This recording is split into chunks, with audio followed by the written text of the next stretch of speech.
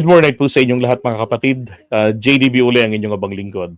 Pag-usapan natin ngayon ito. Let's talk about this. Kasi merong post na ganire, si Kitty. Sabi dito, huling mensahe ni FPRRD sa kanyang statement. Sabi, hanggang sa muli mga mahal kong Pilipino, pagod na ang aking katawan. Naks. Diba? Hanggang sa muli, mga mahal kong Pilipino, pagod na ang aking katawan. Alam niyo, sa tuwing magaganito si dating Pangulong Duterte ng dramang bukid na mga dialogue niya, ay meron pong napipintong malaking event. Di ba? Nalala ninyo dati? Ano sabi niya? Matanda na ako, I am ready to go. Tapos meron napipintong malakihang rally. And then, yung sinabi ng anak niya ni Pulong, payat na siya, mahaba na buhok niya, handa na daw siya. Diba? Tapos may rally na namang napipinto para na malaki. Nag-aalala si Pangulo, meron siyang mensahe sa mga Pilipino. Diba?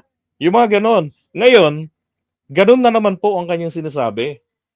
Akala mo, tipong pagka hindi mo nagigets ng malawakan, kung hindi malawak ang iyong pagkaunawa sa nangyayaring political dito sa Pilipinas, isipin mo na nakakaawa. Nakakaawa naman talaga kasi titignan mo nga naman matanda na, di ba? Ganyan ang itsura. Nakakaawa nga naman, nakakulong, matanda na, hindi na dapat kinukulong yung mga ganon. At yun ang kanyang pang-leverage, yung kanyang edad. And I still remember in one of his videos that I've watched before, ang sabi niya, sa batas, pagka ikang preso, 70 anyos na, dapat ginapalaya na yan. Ako, saan ako ilagay? Ibig niya sabihin, anong gagawin nila sa akin? If they prosecute me at my age, I'm more than 70, where do they put me? Di ba? Ganito lang yan Hindi naman po exemption sa atin na pag 70 years old pataas, hindi na pwedeng papanagutin. What he was trying to imply at the time when he said that ay useless na ako yung mapakulong nyo kasi maha-house arrest lang ako. And then yung influence niya, dahil naging dating Pangulo, diba? Sa judiciary, halos lahat ng 15 justices natin, appointees niya. Diba? So, mag-guilty man siya sa ibang mga kaso, he will never go to the jail. He will never spend a day inside the cell. Kasi, apila. Diba? Habang naka-house arrest. Tapos darating yung time na kunin na siya ni Lord, hindi siya napakulong.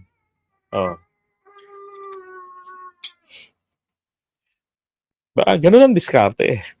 Pero nagpapaawa effect palagi para masubukan niya o makita nila na ang sambayan ng Pilipino ay mahaawa sa kanya. At ang gagawin ay mag-aalburuto, magre-rebelde, pabababain sa pwesto si PBBM.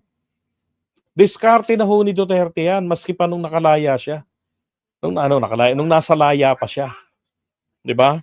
So ngayon, ang ginagawa naman niya po hindi na po bastang hindi katulad nung dati na direktang inaatake ang Pangulo ng Pilipinas. 'Di ba? Gaya nung dating ginawa niya, sabi niya, nung kasabay nung pag-launch ng Bagong Pilipinas, sabi niya noon ay mayroon tayong presidente. Bangag noon. Bangag pa rin ngayon. Pero siya yung aminadong drug addict. Ganun siya dati. 'Di ba? Sa mga pag-atake niya kay PBBM, hanggang yung huling araw niya rito sa sa Hong Kong, nung inatake niya si PBBM, yung paninira niya ron. And then eventually rito sa Pilipinas, pagdating niya sa airport, hinuli siya. 'Di ba? So ngayon, etong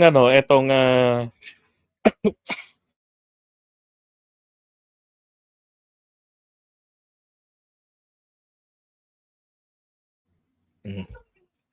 'Di ba? Ngayon, etong mga diskarteng ganito ni dating Pangulong, Duterte, ano 'to, isa lang ibig sabihin niyan, magpaawa effect. I-trigger yung taong bayan. Bakit siya gumagawa ng ganito? Kasi useless yung kanyang mga alaga.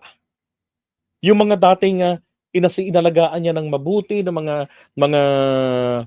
mga SOCMED personalities, 'di ba? Inutil sila para i-trigger ang taong bayan to rally behind him.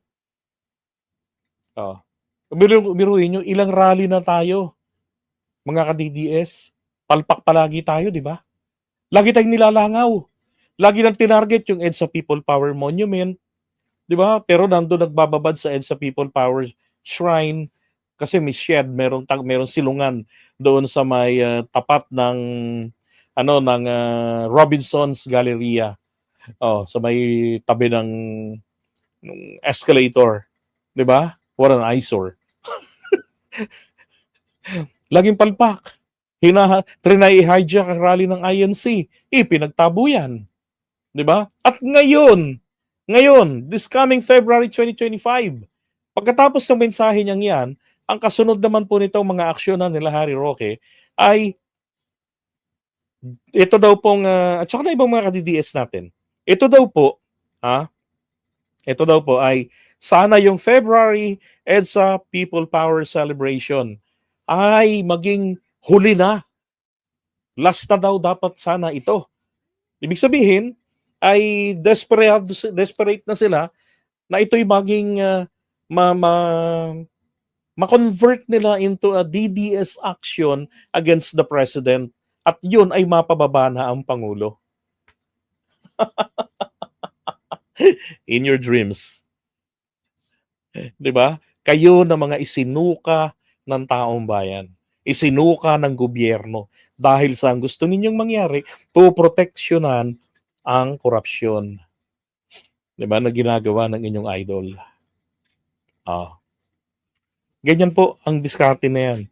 Kaya laging ganyan, puro papaawa, 'di ba? Yung mga argumento na ay nako. Yan ho ba yung sinasabi nila na ulyanin na? 'Di ba? Yan ba ang ulyanin na? Na kaya pang sabihin ang tipong malamay yung umaapila sa sambayan ng Pilipino? Ang isang tao po na mayroong demensya or demonyo siya, hindi na po magagawang mag-isip ng ganyan kasi ang kanyang isipan ay bumalik na sa pagiging bata. 'Di ba?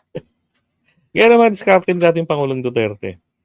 Maliwanag po ito. Ito pag na-pick up na naman ito, 'di ba? Nire-review yung kanyang detention, tapos paulit-ulit nilang i-raise yung kanyang medical surevaness, evaluation ng mga abogado niya. Na siya ay dapat ng pakawalan kasi may bagsak na yung kanyang kalusugan, yung kanyang mental health niya. Hindi ho, malinaw ang kanyang isipan. Ito ay isang pruweba. Mahusay siya sa ganyang diskarte. 'Di ba sabi niya ron sa isang kapag ka nakaharap daw siya doon sa mga kalaban niya, mukha siyang kawawa. Pag ganon daw siya.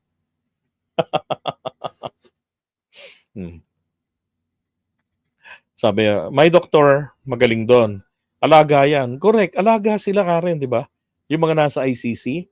Pati yung nandun yung hawak ng United Nations, yung sinundan, sinundan na, kumbaga pinaka-mother entity ng ICC. Yung, dito, yung isang nagkapareho nun sa kaso niya na nadeklara na unfit to stand trial. Pero hindi rin pinapalaya pa ng UN. Bakit? Kasi gusto nilang masigurong pananatili niya sa loob ng detention cell ay masiguro nila nagagaling siya. Yung mga best doctors pagdating sa sakit niya na yan ng dementia, magamot siya para malitis. Oh. 'Di ba? Alright. So ngayon, booking. Booking yung paawang, yung pagpapaawa, 'di ba? Paawang gubat. Oh.